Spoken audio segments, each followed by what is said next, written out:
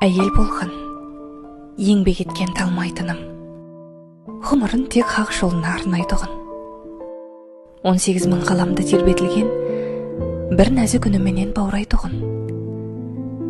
Әйел болған, тектілікпен тік тұратын, нәзіктікпен жауһарлығын жүк қылатын. Бекзаттықтың белбеуін буынып ап, биіктігін бұрымымен ұқтыратын. Әйел болған, сезіммен сөгілмейтін, керегесін көктегі көгім дейтін, шаңырағын тәңір берген төрім дейтін, азаматын ертеңім ерім дейтін. Әйел болған, асылдан шіркін арман, жігіттерге тудырған жұртым ардан. Әйел болған берекенің бастауындай, әйел болған